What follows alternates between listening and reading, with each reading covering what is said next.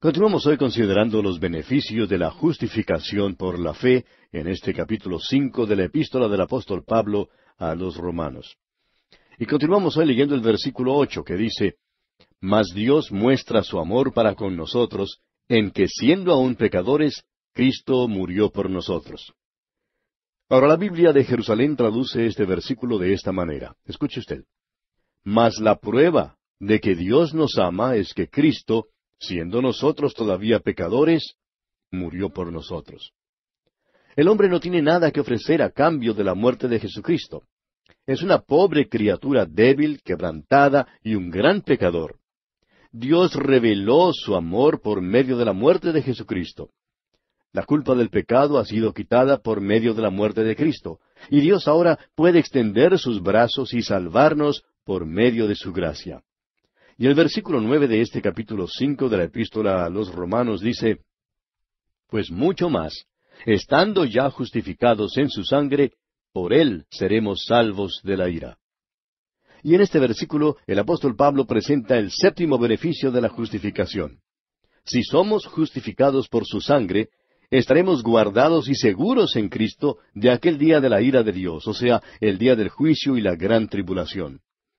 El profeta Sofonías nos dice que viene un gran día de ira, allá en el capítulo 1 del libro de su profecía, versículos 14, 15 y 17, y dice así, Cercano está el día grande de Jehová, cercano y muy próximo. Es amarga la voz del día de Jehová, gritará allí el valiente. Día de ira aquel día de angustia y de aprieto, día de alboroto y de asolamiento, día de tinieblas y de oscuridad, día de nublado y de quebrantamiento. Y atribularé a los hombres y andarán como ciegos, porque pecaron contra Jehová. Y la sangre de ellos será derramada como polvo, y su carne como estiércol. Sofonías describe la gran tribulación, que será un tiempo cuando Dios derramará su ira. Y el apóstol Pablo nos dice que el creyente está y permanecerá salvo de la ira de Dios por medio de la sangre de Cristo. El creyente ha sido salvado de la pena del pecado. Dios nos salvó en el pasado, constantemente nos salva en el presente y nos salvará en el futuro.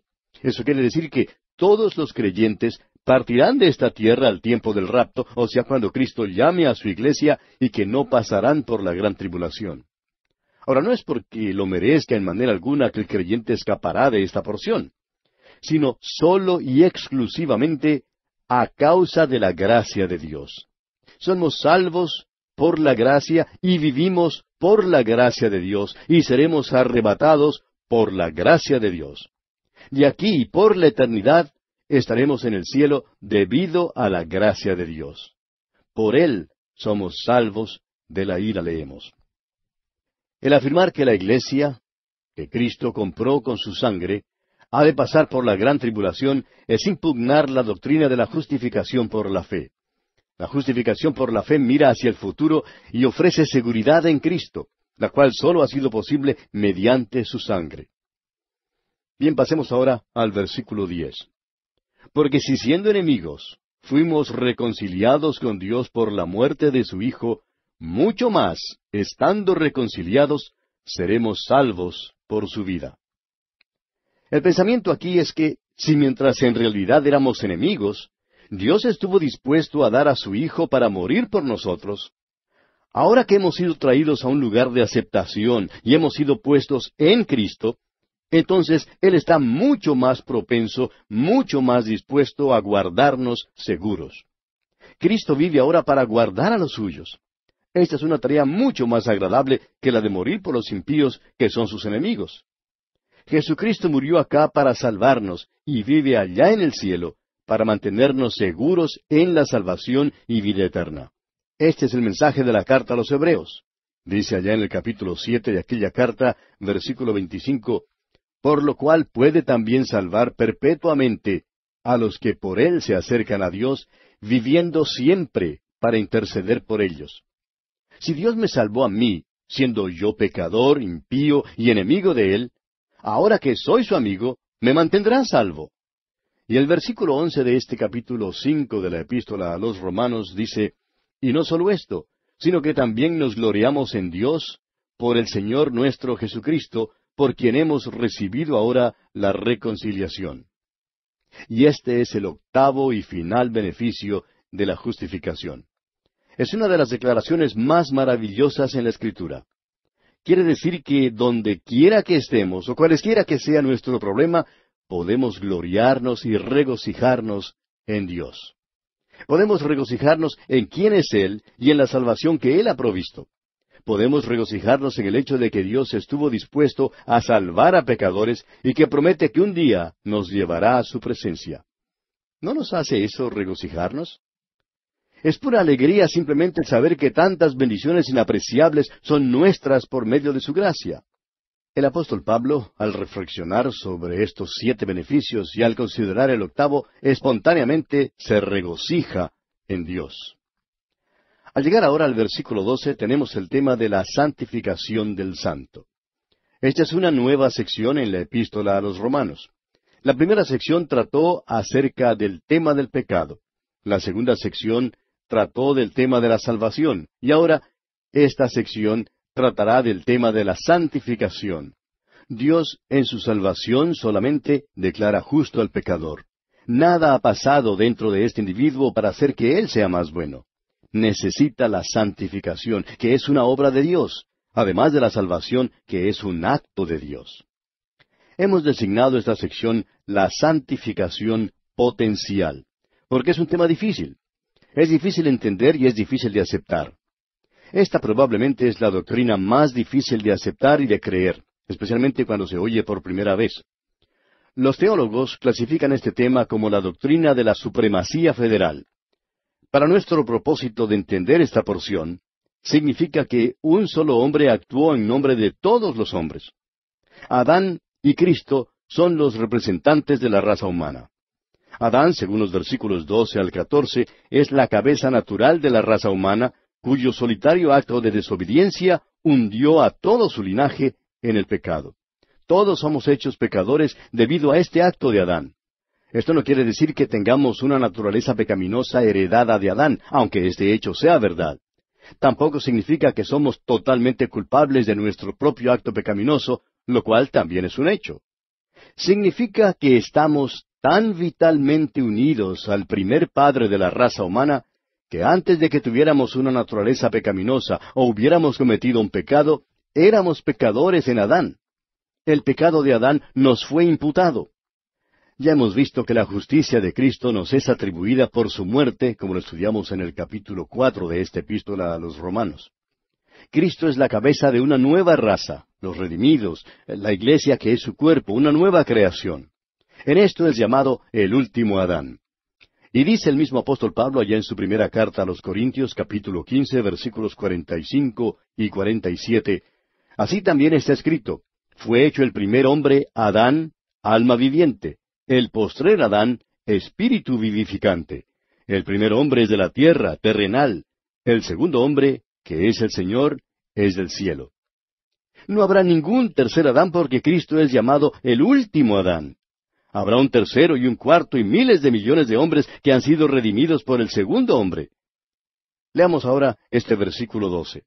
Por tanto, como el pecado entró en el mundo por un hombre, y por el pecado la muerte, así la muerte pasó a todos los hombres por cuanto todos pecaron. El primer pecado de Adán fue un acto representativo. Adán actuó a nombre de toda la familia humana. Todos pecaron en Adán.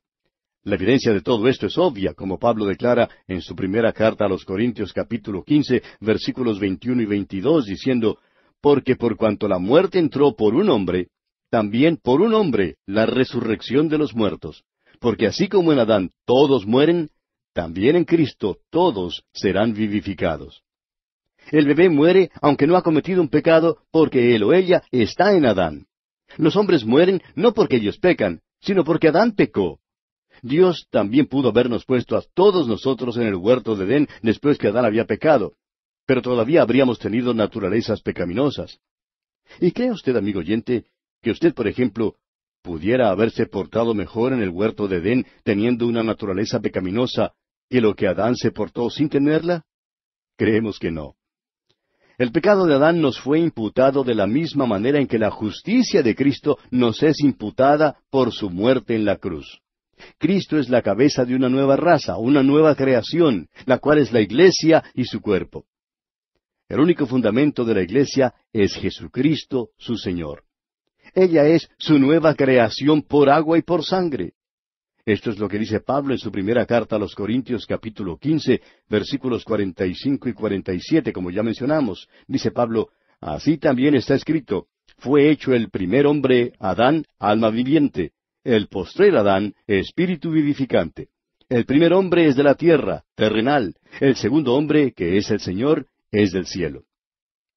Ahora, al estudiar esta sección, fíjese usted en la expresión mucho más, pues tiene un significado muy importante. Pablo nos dice que tenemos mucho más en Cristo que lo que jamás pudiéramos tener en Adán. Esta expresión mucho más apareció primero allá en el versículo 9 de este capítulo 5, donde leemos, pues mucho más, estando ya justificados en su sangre, por él seremos salvos de la ira. Y luego en el versículo 10 también vemos esa expresión, dice, porque si siendo enemigos fuimos reconciliados con Dios por la muerte de su Hijo, mucho más, estando reconciliados, seremos salvos por su vida. Y luego aquí en el versículo 13 dice, pues antes de la ley había pecado en el mundo, pero donde no hay ley, no se inculpa de pecado. Pues antes de la ley, es decir, desde Adán hasta Moisés, había pecado en el mundo, pero el pecado no se imputa donde no hay ley. Esta es una declaración asombrosa, amigo oyente. Había pecado en el mundo, desde Adán hasta Moisés, pero no era considerado como una transgresión de la ley, sino como una rebelión contra Dios. Durante este período, el pecado no fue imputado al pecador. Y esto quizá explica el por qué Dios no exigió la pena de muerte de Caín por el asesinato de su hermano Abel. Los pecados de los hijos de Caín evidentemente no les fueron imputados, según indica la Escritura, allá en Génesis capítulo 4, versículos 23 y 24, donde leemos, y dijo Lamec a sus mujeres, Ada y Sila, oíd mi voz. Mujeres de Lamec, escuchad mi dicho, que un varón mataré por mi herida y un joven por mi golpe. Si 7 veces será vengado Caín, Lamec en verdad 70 veces 7 lo será. Aquella generación fue destruida en el diluvio porque estaba saturada de pecado. Los de esa generación eran incorregibles e incurables. Dios vio la perversidad extrema de los hombres y actuó en conformidad a lo que vio. Dice allá en el capítulo 6 del libro de Génesis, versículo 5, y vio Jehová que la maldad de los hombres era mucha en la tierra, y que todo designio de los pensamientos del corazón de ellos era de continuo solamente el mal. Su modo de pensar estaba contaminado, y estaban entregados completamente a la maldad. Pero no eran transgresores de la ley debido a que no había ley. Fueron juzgados porque eran pecadores. Pertenecemos a una raza perdida y necesitamos ser redimidos. Ahora alguien dirá, creo que Dios está obligado a salvar a todos. Amigo oyente, Dios no está obligado a salvarnos de ninguna manera. Supóngase que usted fuera a un viejo lago pantanoso cubierto de espuma y que sacara de allí una tortuga. Hay centenares de tortugas que viven en ese lago, pero usted escoge una y le enseña a volar. Luego esta tortuga va al lago y les dice a las demás tortugas, ¿no les gustaría a ustedes aprender a volar? Y creo que esas tortugas se reirían y dirían, no queremos aprender a volar, nos gusta estar aquí. Esa es la condición del hombre perdido hoy. Los hombres no quieren ser salvos. Los hombres están alejados de Dios y esta es una verdad que para los hombres es difícil de aceptar. Al hombre le gusta creer que es maravilloso, pero los hombres necesitan ser redimidos. Y leemos ahora en el versículo 14, no obstante, reinó la muerte desde Adán hasta Moisés, aun en los que no pecaron a la manera de la transgresión de Adán, el cual es figura del que había de venir. En este versículo Pablo personifica la muerte como personifica el pecado en los 2 versículos anteriores para darle mayor énfasis. El pecado y la muerte entraron en el mundo al mismo tiempo. La muerte es el resultado del pecado. Durante el intervalo desde Adán hasta Moisés, los hombres no cometieron el mismo pecado que cometió Adán, ni fue su pecar una transgresión de la ley, como lo fue el pecado de Adán. Sin embargo, el pecado de Adán llegó a ser el pecado de ellos, porque ellos murieron como murió Adán. Aún los bebés murieron en el diluvio.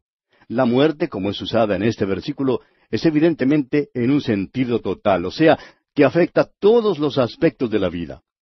La muerte es usada con un significado triple en las Escrituras. Primero, la muerte física. Esta se refiere solamente al cuerpo. Llega al hombre a causa del pecado de Adán. El segundo significado es la muerte espiritual, o sea, la separación de Dios y una rebelión contra Dios. Heredamos esta naturaleza muerta de Adán. Y en tercer lugar, la muerte eterna, o sea, la separación eterna de Dios. Y a menos que el hombre sea redimido, esta sigue inevitablemente. Ahora aquí se declara definitivamente a Adán como un tipo de Cristo. La muerte está a la puerta de Adán como la responsabilidad total de él. Dios no creó al hombre para morir. Fue una pena que le fue impuesta debido a que Adán transgredió el mandato de Dios. La transgresión de él es la transgresión nuestra, y su muerte es la muerte nuestra. Así también Cristo es la cabeza de una nueva creación. Esta nueva creación tiene vida por medio de él. Cristo es totalmente responsable de su vida y felicidad eternas. Ahora, los versículos 15 al 17 de este capítulo 5 de la Epístola a los Romanos se consideran como una de las secciones más difíciles de entender en toda la Escritura. Leamos el versículo 15. Pero el don no fue como la transgresión, porque si por la transgresión de aquel uno murieron los muchos, abundaron mucho más para los muchos la gracia y el don de Dios por la gracia de un hombre, Jesucristo. El énfasis y contraste aquí es entre aquel uno y los muchos que están en Adán, y aquel uno y los muchos que están en Cristo. Las palabras mucho más revelan que recibimos muchísimo más en Cristo que lo que perdimos en Adán. Hay una enorme superioridad en cuanto a la acción de Cristo comparada con la de Adán. También aquí hay una sugerencia de la certeza de la obra de Cristo. Es verdad que los cementerios todavía se llenan y los hombres todavía mueren, pero la fe mira las cosas que no se ven.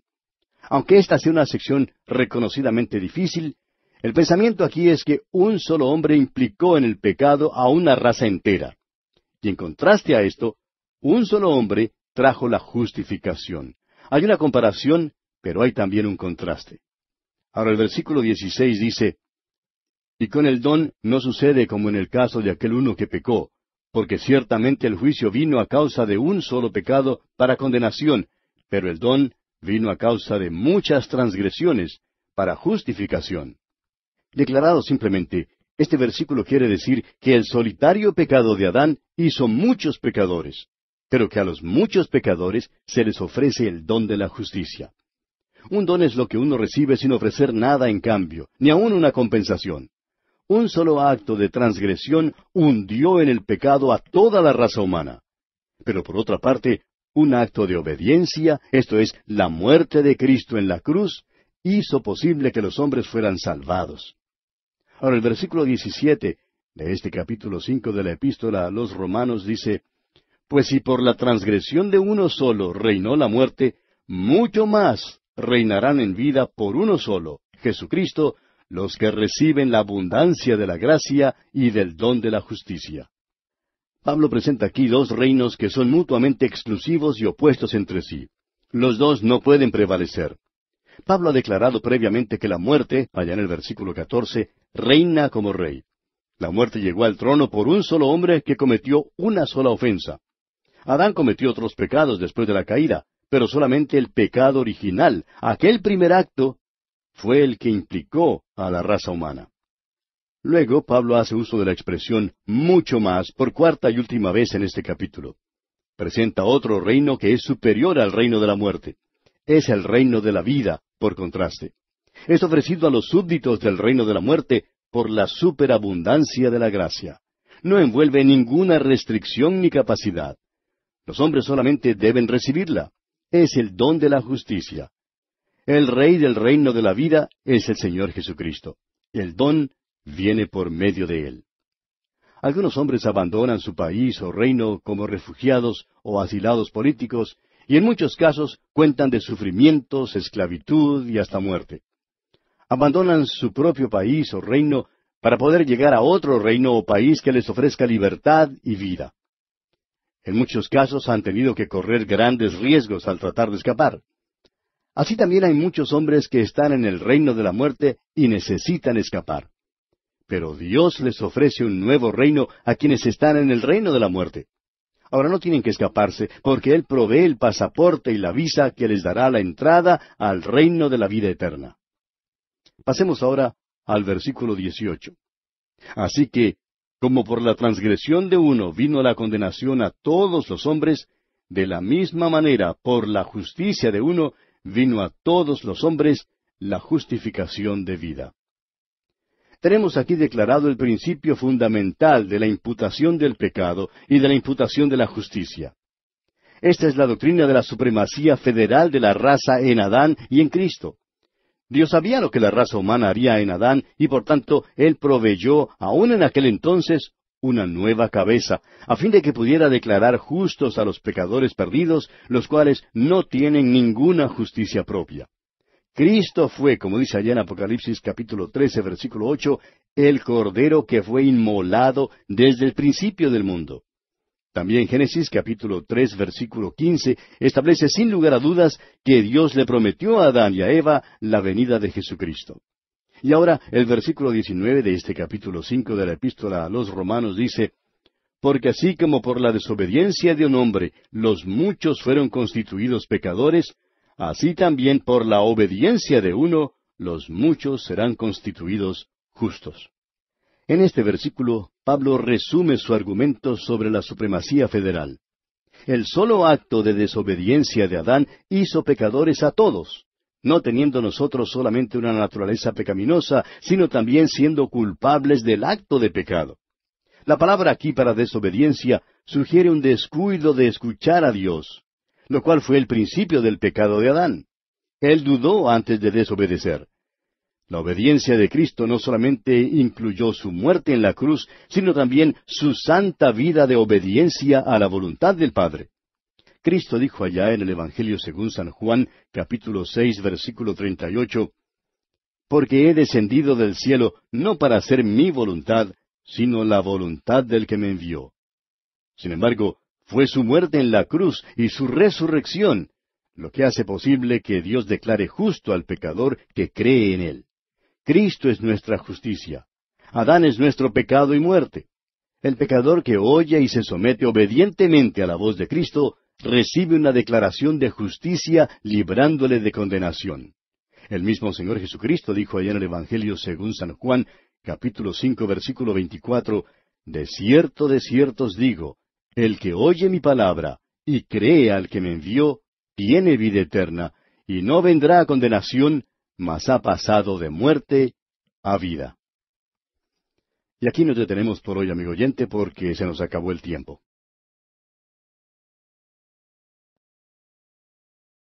Continuamos hoy estudiando el capítulo 5 de la Epístola del apóstol San Pablo a los Romanos. Y en nuestro programa anterior estábamos hablando de la justicia de Cristo contra el delito de Adán. Y dijimos que en el versículo 19, Pablo resume su argumento sobre la supremacía federal. El solo acto de desobediencia de Adán hizo pecadores a todos los hombres, no teniendo nosotros solamente una naturaleza pecaminosa, sino también siendo culpables del acto de pecado. La palabra para desobediencia en el versículo 19 sugiere un descuido de escuchar a Dios, lo cual fue el principio del pecado de Adán. Él dudó antes de desobedecer. Pero la obediencia de Cristo no solo incluyó su muerte en la cruz, sino también su vida santa de obediencia a la voluntad del Padre. Cristo dijo allá en el Evangelio según San Juan, capítulo 6, versículo 38, porque he descendido del cielo no para hacer mi voluntad, sino la voluntad del que me envió. Sin embargo, fue su muerte en la cruz y su resurrección que hace posible que Dios declare justo al pecador que cree en Él. Cristo es nuestra justicia. Adán es nuestro pecado y muerte. El pecador que oye y se somete obedientemente a la voz de Cristo recibe una declaración de justicia librándole de condenación. El Señor Jesucristo mismo dijo en el Evangelio según San Juan, capítulo 5, versículo 24, de cierto os digo, el que oye mi palabra y cree al que me envió, tiene vida eterna, y no vendrá a condenación, mas ha pasado de muerte a vida. Ahora el versículo 20 de este capítulo 5 de la Epístola a los Romanos nos dice, Pero la ley se introdujo para que el pecado abundase, mas cuando el pecado abundó, sobreabundó la gracia. Cuando Dios dio la dio con un sistema de sacrificios. Más tarde, Cristo vino para cumplir todo lo que esos sacrificios simbolizaban. En otras palabras, Dios ha dado a la raza humana, una raza perdida, una oportunidad para ser librada de la culpa del pecado. Ahora no somos librados de la naturaleza pecaminosa, porque la mantenemos hasta cuando morimos. La ley se introdujo no con Adán, sino con Moisés, algunos centenares o miles de años más tarde, y reveló lo que Dios exige de quienes permanecen en el linaje del primer Adán. No son los pecados ni la naturaleza pecaminosa, sino el pecado de Adán lo que Pablo discute aquí. La ley vino al lado del hombre no para rescatarlo ni para salvarlo, sino para que el hombre pudiera ver que era culpable ante Dios. Ahora, si la ley multiplicó la transgresión, entonces la gracia de Dios fue multiplicada aún más.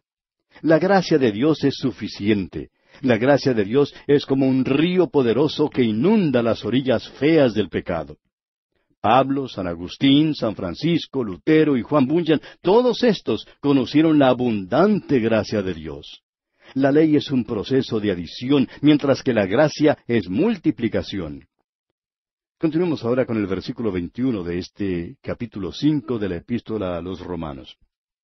Para que así como el pecado reinó para muerte, así también la gracia reine por la justicia para vida eterna, mediante Jesucristo, Señor nuestro. Hoy en día vivimos en un mundo donde el pecado reina. Satanás es príncipe de la tierra hoy en día. El apóstol Pedro nos dice allá en su primera carta, capítulo 5, versículo 8, «Sed sobrios y velad, porque vuestro adversario el diablo, como león rugiente, anda alrededor buscando a quien devorar». El pecado reinó para muerte, y los cementerios se llenan todavía debido a su existencia. Ahora Pablo ya ha hablado acerca del reino de muerte y el pecado. Una sola transgresión de Adán fue capaz de introducir este reino. El tema de la próxima sección de esta epístola a los Romanos es la naturaleza pecaminosa del individuo. Aquí el tema es la transgresión de Adán que nos hizo culpables a todos. La gracia ha establecido un reino en el mismo lugar del pecado y la muerte. Fue establecido en justicia. Las demandas de la justicia de Dios han sido satisfechas completamente en la muerte de Cristo. El reino se ha establecido completa y firmemente en la cruz de Cristo. El pecador que cree ahora tiene vida eterna por medio de su unión con el último Adán, o sea, el Salvador resucitado y glorificado. Y esto hace posible la santificación del pecador salvado, la cual es el tema del próximo capítulo. Y permítanos recalcar una vez más, amigo oyente, que lo que se trata aquí es la condenación en Adán y la justificación en Cristo. Necesitamos ser explícitos porque hasta aquí el limpiamiento del corazón del pecador no ha sido el tema. Y pasamos ahora al capítulo 6 de esta epístola del apóstol Pablo a los Romanos. En este capítulo tenemos la identificación con Cristo como la base de la santificación. La obediencia a Cristo es la experiencia de la santificación. Este capítulo 6 presenta la santificación por posición en los versículos 1 al 13 y la santificación práctica en los versículos 14 al 23. El apóstol Pablo dio a conocer las bases de este tema en la última parte del capítulo 5, pero todavía como parte del gran tema de la justificación, mostrando que la justicia es imputada a todo creyente en Cristo y que el pecado original de Adán también es imputado a cada miembro de la familia de Adán. Estableció que hay una sobreabundancia de justicia en comparación con el pecado. Fuimos justificados en Cristo. Veremos que somos santificados también en Cristo. Hay una diferencia entre la justificación y la santificación. Sin embargo, notemos que la identificación con Cristo, que sirve de base para la justificación, también es la base para la santificación. Estos dos temas no se excluyen mutuamente. La justificación es el fundamento sobre el cual se apoya toda la superestructura de la santificación. La justificación suple el carril sobre el cual corre el tren de la salvación, mientras que la santificación es el tren mismo. Veamos ahora alguna de estas diferencias entre estos dos temas. Primero, la justificación es un acto. La santificación es una obra. En segundo lugar, La justificación es el medio, la santificación es el fin. En tercer lugar, la justificación es para nosotros. La santificación opera en nosotros. En cuarto lugar, la justificación declara justo al pecador. La santificación hace justo al pecador. Y en quinto lugar, la justificación quita la culpa y la pena del pecado. Y la santificación quita el crecimiento y el poder del pecado. La santificación es un proceso que debe operar en cada creyente y se debe al hecho de la justificación. Es decir, es un hecho que procede de la justificación. Ahora, tanto la justificación como la santificación provienen de la identificación del hombre con el Cristo crucificado y resucitado. El pecador se apropia de los méritos de Cristo por la fe para su salvación y también su santificación.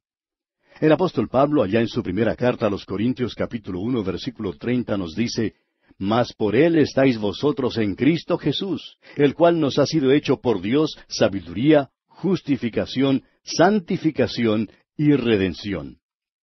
Antes de llegar al capítulo 6 de esta epístola a los Romanos, el apóstol Pablo no trata la vida santa del que es declarado santo. Pero a partir del capítulo 6 en adelante, Pablo no trata más el tema de la salvación del pecador. El tema de este capítulo es el poder de Dios para forjar la santidad en todo su modo de vivir a pecadores que Él ha declarado justos. Muestra que el pecador justificado no puede continuar en el pecado porque Él ha muerto y resucitado en Cristo Jesús. Perseverar en el pecado conduce a una servidumbre al pecado, y es otro motivo más para no continuar en el pecado. Esta sección nos libra de lo que algunos denominan el antinomianismo, o sea, nos libra de vivir una vida egoísta y licenciosa. Leamos pues el primer versículo de este capítulo 6 de la epístola a los Romanos. ¿Qué pues diremos? ¿Perseveraremos en el pecado para que la gracia abunde? Este versículo que abre el capítulo 6, evidentemente es una respuesta a la pregunta que surgió en los dos últimos versículos del capítulo 5. Pero a la vez es también una respuesta al argumento total de Pablo en todo lo que ha dicho en los capítulos 1 hasta el 5. En este capítulo 6, el apóstol Pablo adopta un estilo argumentativo. En cambio, no usa tal estilo en los primeros 5 capítulos donde trata el tema del pecado. Allí estaba simplemente declarando los hechos. Ahora él dice, después que has visto la maravillosa salvación de Dios, ¿qué puedes decir? Todo lo que te es posible decir es aleluya y gloria al Señor. Esto puede parecer trillado, pero ¿qué más se puede decir ante esta maravillosa salvación de Dios, amigo oyente? Ahora la pregunta es, ¿perseveraremos en el pecado para que la gracia abunde? Otra forma de expresar este pensamiento es, ¿hemos de perseverar en el pecado para que la gracia se multiplique? Muchos cristianos están agobiados por la gracia de Dios. Aunque son salvados por su gracia, creen que deben establecer una lista de reglas para poder vivir la vida cristiana. Otros, desafortunadamente, interpretan esto en el sentido de que les da licencia para hacer lo malo. El versículo 2 de este capítulo 6 de la epístola a los Romanos nos proporciona la respuesta directa de Dios a la pregunta de que si cuando uno es salvado por medio de la gracia, ¿puede perseverar en el pecado o no? Este versículo dice, en ninguna manera, porque los que hemos muerto al pecado, ¿cómo viviremos aún en él? El solo hecho de que el apóstol Pablo haya formulado esta pregunta significa que él entendía que la justificación significaba una declaración de justicia. Si Dios le ha declarado justo, amigo oyente, y le ha quitado su culpa de pecado, entonces usted no puede perseverar en el pecado. La respuesta es, de ningún modo. Este versículo puede ser traducido así, Dios nos libre. ¿Cómo podemos nosotros, siendo hombres que morimos al pecado, en la persona de nuestro sustituto, el Señor Jesucristo, vivir o continuar viviendo en el pecado? Esto es algo que muchas veces es mal entendido. Nosotros morimos para el pecado en la persona de nuestro sustituto al identificarnos con Jesucristo. Morimos al pecado en Cristo, pero por otra parte, nunca estamos muertos al pecado mientras vivimos. Cualquier persona que sea sincera sabe que nunca alcanza el lugar donde está completamente muerta al pecado. Logra alcanzar un lugar donde su deseo es el vivir para Cristo, para Dios. Pero reconoce que todavía tiene la vieja naturaleza. Son versículos como este los que han conducido a la organización de grupos que llamamos los supersantos. Esperamos no ser injustos o faltos de bondad cuando hablamos de estos grupos, pero los que se hallan en ellos creen que han alcanzado algún tipo de nivel exaltado donde ya no pueden cometer pecado. Una noche, después de una conferencia bíblica, un joven le preguntó al predicador, ¿vive usted la vida victoriosa? Y el joven se quedó sorprendido cuando el predicador le contestó que no estaba viviendo la vida victoriosa. Y a su vez el predicador le preguntó al joven, ¿está usted viviendo la vida victoriosa? El joven por fin dijo, bueno, trato de vivirla. Ah, pero espere un momento, le dijo el predicador, eso no viene al caso. ¿Vive usted la vida victoriosa? Y entonces el joven rehusó dar respuesta alguna. Sin embargo, prosiguió la discusión diciendo, ¿no dice la Escritura, con Cristo estoy juntamente crucificado, y ya no vivo yo, mas vive Cristo en mí? Y lo que ahora vivo en la carne, lo vivo en la fe del Hijo de Dios, el cual me amó y se entregó a sí mismo por mí. El pastor respondió que por supuesto que esto estaba en la Biblia. Luego el joven añadió, ¿no dice también la Escritura que estamos muertos al pecado? El predicador le dijo, no, la Escritura dice que hemos muerto al pecado. Esa es nuestra posición. Pero nunca estamos muertos al pecado en esta vida porque tenemos una naturaleza pecaminosa. Todos tenemos una naturaleza pecaminosa mientras vivimos. ¿Notó usted la diferencia, amigo oyente? La Escritura dice que hemos, en el pasado, muerto al pecado en Cristo, pero no dice que estamos, en el presente, muertos al pecado en esta vida, porque tenemos una naturaleza pecaminosa. Ahora, ¿qué quiere decir entonces cuando la Biblia dice, con Cristo estamos juntamente crucificados? Bueno, quiere decir que cuando Cristo murió hace más de 2000 años, nosotros morimos con Él. Morimos en Él y fuimos resucitados en Él, y que ahora estamos unidos a un Cristo vivo. Yo no he crucificado la vieja naturaleza. No sé en cuanto a los demás, pero yo no he tenido ningún éxito en crucificarme a mí mismo. Lo interesante, amigo oyente, es que una persona puede matarse de muchas maneras. Puede hacerlo tomando veneno, dándose un tiro con un arma de fuego o lanzándose desde un edificio alto. Pero una persona no puede matarse por medio de la autocrucifixión, porque cuando ya tiene clavada una mano en la cruz, ¿cómo puede clavarse la otra? Bien, continuemos ahora con el versículo 3 de este capítulo 6 de la epístola a los Romanos. ¿O no sabéis que todos los que hemos sido bautizados en Cristo Jesús, hemos sido bautizados en su muerte? Este es otro versículo que muchas veces es mal comprendido. Si usted solamente ve el bautismo de agua en este versículo, no comprende en realidad su verdadero sentido. El sentido aquí de la palabra griega baptizo tiene que ver con la identificación. La palabra bautizar en este versículo no significa el bautismo de agua, aunque la inmersión explica mejor la verdad que se presenta aquí. La palabra bautizo tiene muchos sentidos. Un léxico clásico griego da unos 20 significados para esta palabra. A la verdad, hasta puede significar teñir el cabello, fíjese usted. Había en la antigüedad un grupo de personas en Asia Menor que teñían de púrpura su cabello. Pertenecieron a un grupo bautizo. Pues bien, en este versículo la palabra bautismo habla de una identificación con Cristo. Fuimos bautizados o identificados con Él en su muerte. La doctrina de la identificación es la gran doctrina de la salvación. Hay ciertas cosas que Dios quiere que sepamos.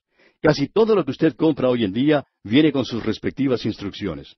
A veces a mí me es difícil seguir las instrucciones. Ahora, si vamos a vivir la vida cristiana, hay ciertas cosas que necesitamos saber. Y la primera es que cuando Cristo murió, hace 2000 años, fuimos identificados con Él en su muerte. Permítame expresarlo de la manera siguiente. Hace 2000 años me condujeron a mí fuera de Jerusalén, al Calvario o Gólgota, lugar de la calavera, y fui crucificado con Cristo. Fui yo quien era culpable. Cristo no era culpable. El pecado mío lo puso sobre esa cruz, y el pecado suyo, amigo oyente. Fuimos identificados con Jesucristo, y eso es un hecho que debemos saber. Ahora Pablo continúa ampliando este pensamiento aquí en el versículo 4, y escribe, porque somos sepultados juntamente con Él para muerte por el bautismo, a fin de que como Cristo resucitó de los muertos por la gloria del Padre, así también nosotros andemos en vida nueva. El bautismo de agua manifiesta aquí la gran verdad espiritual, pero hay algo más comprendido aquí, más que un simple rito que tiene que ver con agua. Pablo fue bautizado, según nos dice el capítulo 9 del libro de los Hechos de los Apóstoles, versículo 18. Dice, y al momento le cayeron de los ojos como escamas, y recibió al instante la vista, y levantándose, fue bautizado. El mismo apóstol Pablo también practicaba el bautismo de agua, según lo expresa él en su primera carta a los Corintios, capítulo 1, versículo 16, cuando dice, también bauticé a la familia de Estéfanas, de los demás no sé si he bautizado a algún otro. El apóstol Pablo evidentemente incluyó también el rito del bautismo de agua en el versículo 3. Hace muchos años, un estudiante en un seminario bíblico escuchó hablar al difunto Dr. Pettingill, un gran expositor bíblico. Al llevarlo a su hotel una noche, el estudiante le preguntó, Dr. Pettingill, ¿le entendí bien que en verdad no hay agua en el capítulo 6 de la epístola a los Romanos?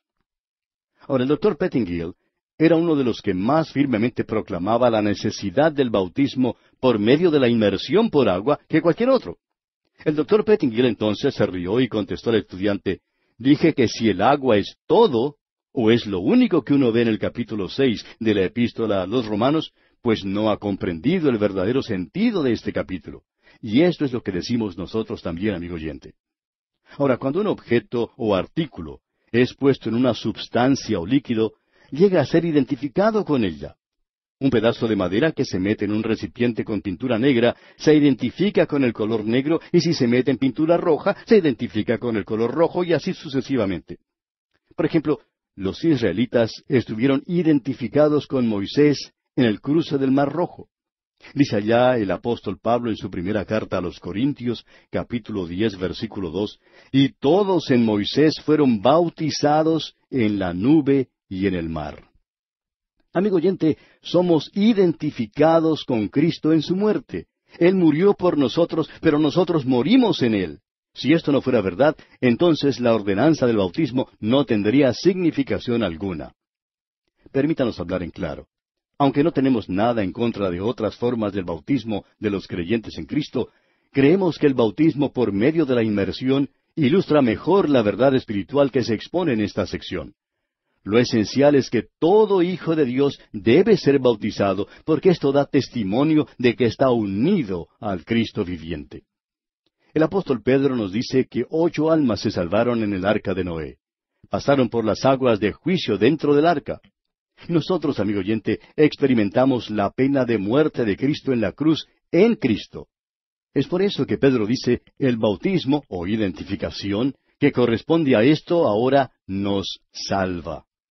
Y en su primera carta, capítulo 3, versículos 20 al 22, el apóstol Pedro dice, los que en otro tiempo desobedecieron, cuando una vez esperaba la paciencia de Dios en los días de Noé, mientras se preparaba el arca, en la cual pocas personas, es decir, 8, fueron salvadas por agua.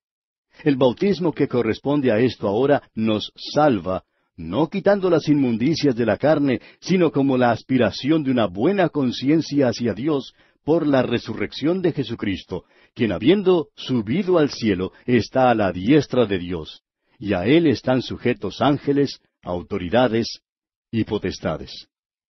Así como somos identificados con Cristo en su muerte, así también somos identificados con Cristo en su resurrección. Cristo fue hecho pecado, pecado verdadero por nosotros. Fue entonces cuando Dios le resucitó de los muertos con su gran poder.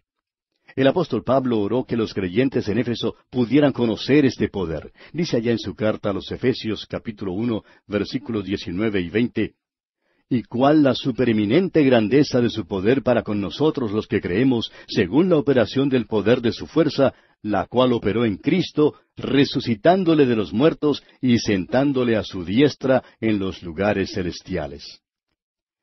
El andar en vida nueva es lo esencial en todo esto. Este es el objetivo y el fin de la santificación. En su carta a los Gálatas capítulo 5, versículo 25, dice el apóstol Pablo, si vivimos por el Espíritu, andemos también por el Espíritu. La vida cristiana, amigo oyente, es un andar que es digno de nuestra vocación y solo se puede lograr por medio del poder del Espíritu Santo. Y aquí vamos a detenernos por hoy porque nuestro tiempo ya se ha cumplido. Continuaremos, Dios mediante, en nuestro próximo estudio.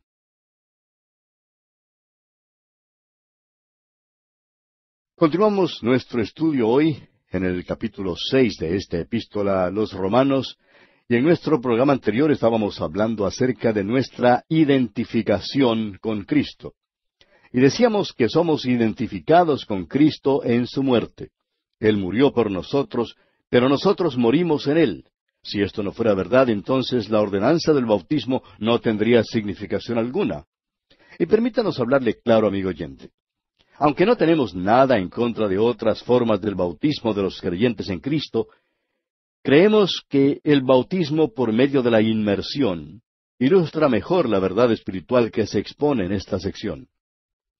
Lo esencial es que todo hijo de Dios debe ser bautizado, porque esto da testimonio de que está unido al Cristo viviente. El apóstol Pedro nos dice que 8 almas se salvaron en el arca de Noé. Pasaron por las aguas de juicio dentro del arca. Nosotros, amigo oyente, experimentamos la pena de muerte de Cristo en la cruz, en Cristo. Es por eso que Pedro dice, el bautismo o la identificación que corresponde a esto ahora nos salva. Y en su primera carta, capítulo 3, versículos 20 al 22, dice, los que en otro tiempo desobedecieron, cuando una vez esperaba la paciencia de Dios en los días de Noé, mientras se preparaba el arca, en la cual pocas personas, es decir, 8, fueron salvadas por agua. El bautismo que corresponde a esto ahora nos salva, no quitando las inmundicias de la carne, sino como la aspiración de una buena conciencia hacia Dios por la resurrección de Jesucristo, quien habiendo subido al cielo está a la diestra de Dios, y a Él están sujetos ángeles, autoridades y potestades. Así como somos identificados con Cristo en su muerte, así también somos identificados con Cristo en su resurrección. Cristo fue hecho pecado, pecado verdadero por nosotros. Fue entonces cuando Dios lo resucitó de los muertos con su gran poder. El apóstol Pablo oró que los creyentes en Éfeso pudieran conocer este poder. Y dice allá en su carta a los Efesios capítulo 1, versículos 19 y 20, y cuál la supereminente grandeza de su poder para con nosotros los que creemos, según la operación del poder de su fuerza, la cual operó en Cristo, resucitándole de los muertos y sentándole a su diestra en los lugares celestiales. Ahora, el andar en nueva vida es esencial en todo esto. Este es el objetivo y el fin de la santificación. En su carta a los Gálatas, capítulo 5, versículo 25, dice el apóstol Pablo, si vivimos por el Espíritu, andemos también por el Espíritu. La vida cristiana, amigo oyente, es un andar que es digno de nuestra vocación y solo se puede lograr por medio del poder del Espíritu Santo. No es solo un esfuerzo para mejorar o reformar la vieja naturaleza. La vieja naturaleza de Adán fue juzgada en la cruz y es considerada como muerta. Esta es la vida nueva en Cristo que resulta de su muerte y su resurrección. Fue resucitado con un cuerpo glorificado. Esa vida y poder es lo que Pablo está definiendo como el vivir cristiano. Este es el objetivo de la justificación y de la santificación en este mundo.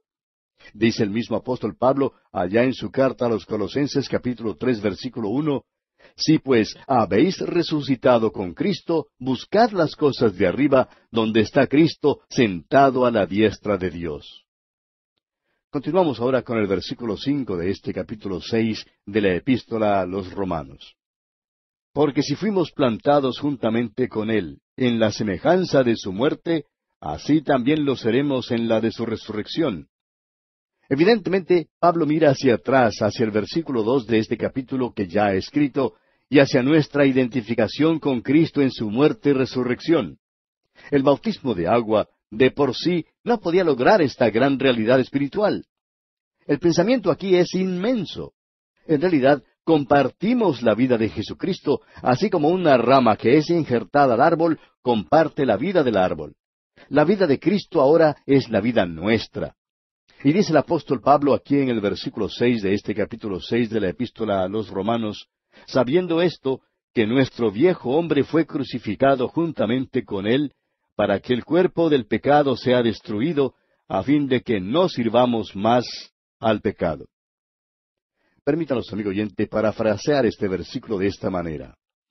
Llegando a saber esto, que nuestro viejo hombre, es decir, la naturaleza de Adán, la naturaleza vieja, fue crucificada juntamente con Cristo para que el cuerpo, la soma, el cadáver del pecado, fuera paralizado, cancelado, anulado, y cesáramos de ser esclavos del pecado. Cuando Pablo dice nuestro viejo hombre, dice que éramos en Adán culpables y pecadores perdidos, poseídos de una naturaleza que se rebela contra Dios. El viejo hombre se contrasta con el nuevo hombre. En su carta a los Efesios capítulo 4 versículos 22 al 24, el apóstol Pablo nos dice lo siguiente, escuche usted. En cuanto a la pasada manera de vivir, despojaos del viejo hombre que está viciado conforme a los deseos engañosos, y renovaos en el espíritu de vuestra mente, y vestíos del nuevo hombre, creado según Dios, en la justicia y santidad de la verdad. Ahora la expresión, para que el cuerpo del pecado fuera paralizado, se refiere al hecho de que las actividades de la vida se llevan a cabo por medio del cuerpo. Este no ha sido destruido, porque todavía estamos en el cuerpo. Siendo que el viejo hombre fue crucificado, el cuerpo de pecado ha sido puesto fuera de combate. Nosotros no podemos lograr esto, porque solamente el Espíritu Santo lo puede hacer, como veremos en nuestro estudio del capítulo 8 de esta epístola a los Romanos. Hay un conflicto entre la carne y el Espíritu por el control del creyente en Cristo. No podemos crucificar el viejo hombre, no tenemos ningún poder. Lo que tenemos que hacer es creer que esto ya ha sido logrado por nosotros. Y en verdad esto es un hecho. Dios lo ha dicho. Nuestro problema es creer a Dios. El Espíritu Santo puede y nos ayudará a vivir para Dios. Ahora en el versículo 7 dice el apóstol Pablo, porque el que ha muerto ha sido justificado del pecado. Porque el que ha muerto ha sido justificado o absuelto del pecado, dice aquí. Cristo no solamente murió para pagar la pena de nuestros pecados, como lo vimos en el estudio del capítulo 3 de esta epístola, sino que también murió una muerte de juicio por nuestra naturaleza pecaminosa. Hay una diferencia, por tanto, entre el ser justificado de la pena de los pecados y el ser justificado del pecado. Y a menos que esto fuera cierto, el Espíritu Santo no podría morar en el creyente ni obrar allí, como lo veremos en nuestro estudio del capítulo 8 de esta epístola a los Romanos. Él es santo y nosotros impíos. Nosotros morimos en Cristo cuando Él murió. No estamos muertos porque la naturaleza de Adán todavía está muy viva en el creyente. Aún parece que está más activa que en el inconverso. El creyente es consciente del pecado en su vida y de su debilidad, pero debe ser consciente de que ha sido justificado del pecado mismo y que ha sido declarado digno para el cielo en Cristo. Puesto que morimos en Cristo, entonces ni la ley ni ninguna cosa más tiene una demanda sobre nosotros. No se olvide, amigo oyente, que es imposible ejecutar a un muerto. Ahora dice aquí el versículo 8 de este capítulo 6 de la epístola a los Romanos, y si morimos con Cristo, creemos que también viviremos con Él. En vista del hecho de que morimos con Cristo, sigue lógicamente que fuimos resucitados con Él. Compartimos su vida de resurrección. Ahora, esto no quiere decir que tendremos que esperar hasta que estemos con Él en el cielo. Quiere decir que ahora mismo compartimos su vida. Y en el versículo 9 dice, sabiendo que Cristo, habiendo resucitado de los muertos, ya no muere, la muerte no se enseñorea más de Él. Allá en el libro de Apocalipsis capítulo 1 versículo 18, el Señor revela este hecho. Dice, yo soy el que vivo y estuve muerto. Mas he aquí que vivo por los siglos de los siglos. Amén. Y tengo las llaves de la muerte y del Hades. Estas son las palabras de Cristo. Es un pensamiento solemne que la muerte una vez tenía cautivo al príncipe de la vida. Ahora todo ha cambiado. La muerte nunca más le tendrá cautivo. En su primera carta a los Corintios, capítulo 15, versículos 55 al 57, el apóstol Pablo nos dice, ¿dónde está, oh muerte, tu aguijón? ¿Dónde, oh sepulcro, tu victoria? ya que el aguijón de la muerte es el pecado, y el poder del pecado la ley. Mas gracias sean dadas a Dios, que nos da la victoria por medio de nuestro Señor Jesucristo. Y allá en el capítulo 8 de esta misma epístola a los Romanos, versículo 39, nos dice que nada nos puede separar del amor de Cristo. Alguien ha dicho que si la resurrección le abrió a Cristo la eternidad, hará lo mismo para el cristiano. Leamos ahora el versículo 10 de este capítulo 6 de la epístola a los Romanos. Porque en cuanto murió, al pecado murió una vez por todas, mas en cuanto vive, para Dios vive. Pablo no está declarando aquí en este versículo que Cristo murió por el pecado. Ya ha tratado ese tema. Está discutiendo en esta sección el hecho de que Cristo murió al pecado. Murió una muerte de juicio por la naturaleza pecaminosa del hombre. Cristo llegó a ser en la cruz lo que nosotros somos, a fin de que nosotros pudiéramos ser en Él lo que Él es. Él murió una sola vez, pero vive hoy, y vive siempre para interceder por aquellos que son de Él. Es debido a ese hecho que Él le puede salvar perpetuamente. Ahora el versículo 11 dice, Así también vosotros consideraos muertos al pecado, pero vivos para Dios en Cristo Jesús, Señor nuestro. Debemos considerar o contar con que hace más de 2000 años nuestra vieja naturaleza se quedó allá en la tumba de José de Arimatea. Pero cuando Cristo resucitó de los muertos, nosotros resucitamos en Él. Ya no debemos vivir en esa vieja naturaleza, sino en Cristo Jesús, así como el ave que vive en el aire y el pez que vive en el agua. No estamos muertos al pecado mediante el luchar, ni por el orar, ni mediante ningún esfuerzo que hagamos, ni ninguna emoción que sintamos. Debemos contar con la muerte de Cristo y con el hecho de que compartimos su vida glorificada. Debemos continuar contando con este hecho día tras día. La moralidad natural del mundo enseña al hombre a esforzarse para hacer lo que debe ser. El método de Dios para el creyente, en cambio, es de llegar a ser en la práctica lo que ya es en Cristo Jesús. Veamos ahora el versículo 12 de este capítulo 6 de esta epístola a los Romanos. No reine, pues, el pecado en vuestro cuerpo mortal, de modo que lo obedezcáis en sus concupiscencias. Estamos en la carne, aunque no debemos vivir según la carne. Estamos muertos al pecado, pero el pecado no está muerto en nosotros. No estamos completamente emancipados, pues aquí tenemos una amonestación contra el permitir que el pecado reine en nuestros cuerpos mortales. Ahora, nuestros cuerpos son mortales porque están sujetos a la muerte física. El pecado es un dictador que está listo a tomar posesión. Ahora, todos los deseos del cuerpo no son concupiscencias en el sentido de ser viles o malos.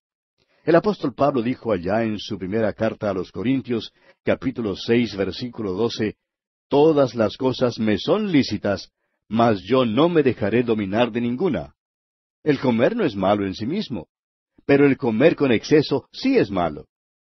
Pasemos ahora al versículo 13 de este capítulo 6 de la epístola a los Romanos. Ni tampoco presentéis vuestros miembros al pecado como instrumentos de iniquidad, sino presentaos vosotros mismos a Dios como vivos de entre los muertos, y vuestros miembros a Dios como instrumentos de justicia. La palabra presentéis, en este versículo, enseña el tercer paso que un creyente necesita tomar en la senda hacia la santificación. Ahora, los tres pasos son los siguientes. ¿No sabéis? En el versículo 3. Consideraos, en el versículo 11. Y presentéis, aquí en este versículo 13. Dios hace ahora un llamamiento a la voluntad del hombre. Debemos presentar los miembros de nuestros cuerpos a Cristo. La lengua mentirá a menos que le sea presentada a Él. Ahora alguien dirá, ¿y qué si no sentimos que estamos muertos al pecado? Bueno, debemos creerle a Dios que esto es un hecho y luego debemos actuar sobre ese hecho. Es un acto de la voluntad de una vez por todas. La idea de la vida rendida o entregada a Dios no excita a muchos. El motivo por el cual la mayoría de nosotros nos encontramos en algún apuro es porque nos presentamos a la vieja naturaleza en lugar de presentarnos a Dios. Una niña al caerse de la cama una noche se puso a llorar. Su madre corrió con prisa a la habitación y tomándola en sus brazos, la acostó nuevamente en la cama y le preguntó, ¿cómo es que te caíste de tu cama? La niña respondió, creo que me quedé dormida demasiado cerca al lugar donde me acosté primero. Y amigo oyente, ese parece ser el problema nuestro hoy en día. En lugar de avanzar en el camino a la santidad, nos contentamos en quedarnos muy cerca a nuestra condición cuando creímos. En realidad nos presentamos a la naturaleza vieja y por eso nos hallamos en dificultades. Así como una vez nos presentábamos al pecado, ahora debemos presentarnos a Dios. Cuando somos renacidos, tenemos una naturaleza nueva y una vieja también. Sea cual fuere su problema, amigo oyente, presénteselo a Dios. Llévele a Él su mal genio y hable con Él en cuanto a eso. Llévele a Él su lengua chismosa. Cierta señora expresó en una ocasión interés en una reunión donde hablaban en lenguas. El dirigente del grupo se le acercó y le dijo, «Señora, ¿le gustaría a usted hablar en lenguas?»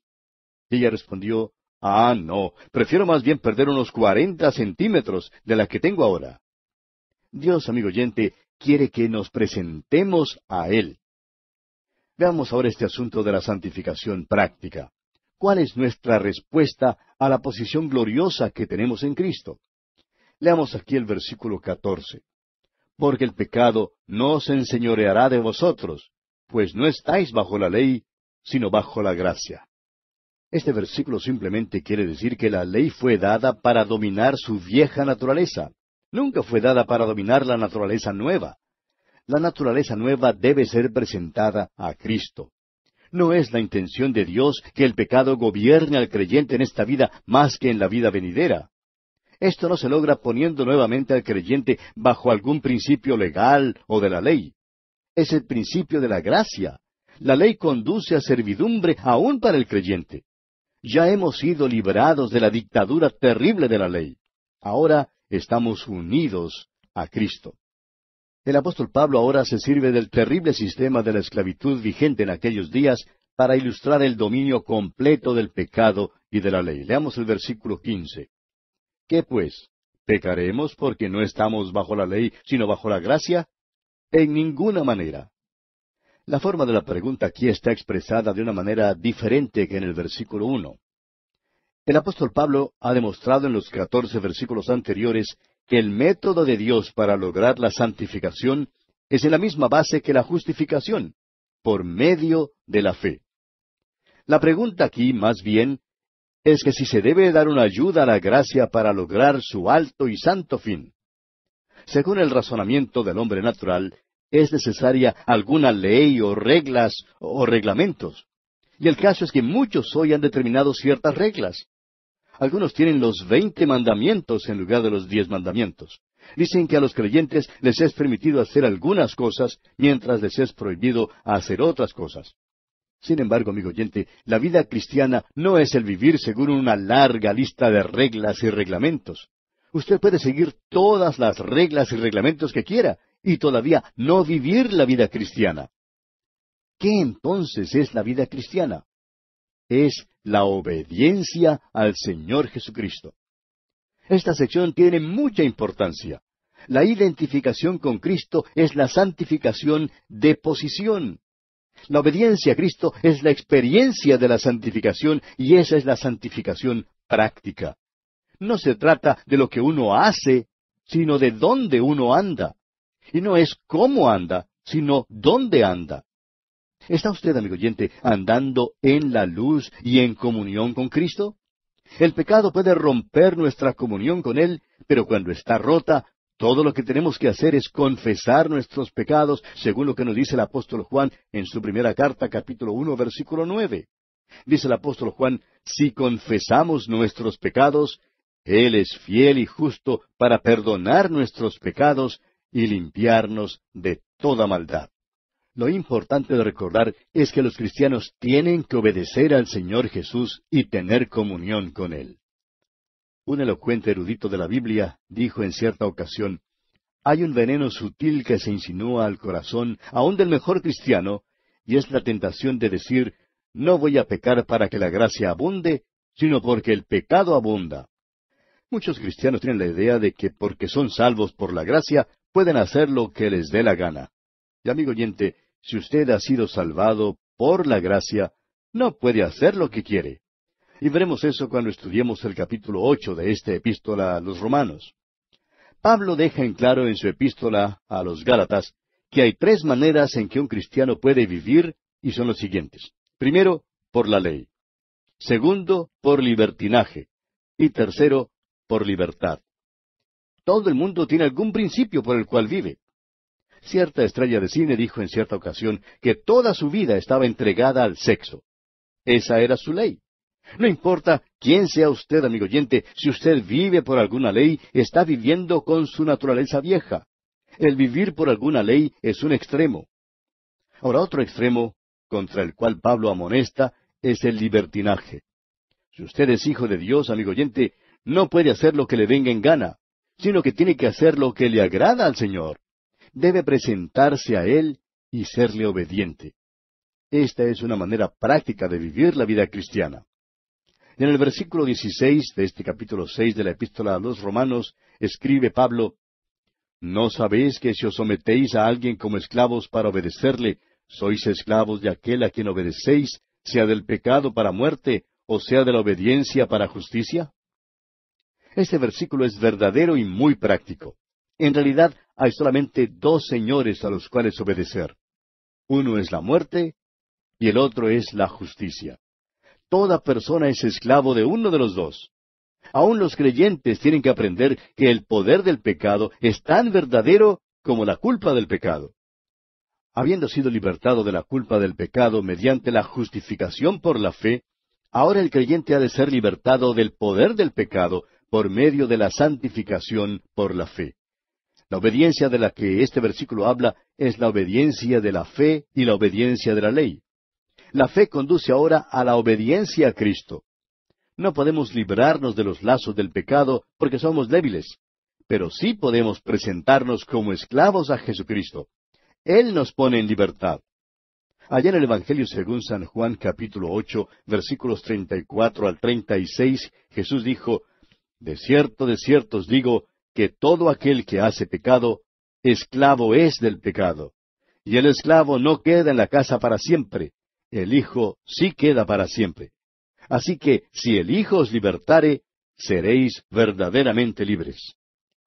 Alguien contaba en una ocasión que frente a su iglesia había un elegante club, que sólo los más ricos eran miembros de ese club, porque costaba mucho dinero llegar a ser miembro, y que si uno era miembro, probablemente era una persona que tenía un Cadillac y un chofer. Un día, el pastor de esa iglesia se asomó a la ventana y notó que había ya algunos Cadillacs estacionados frente al club, y también un grupo de choferes estaba parado allí conversando.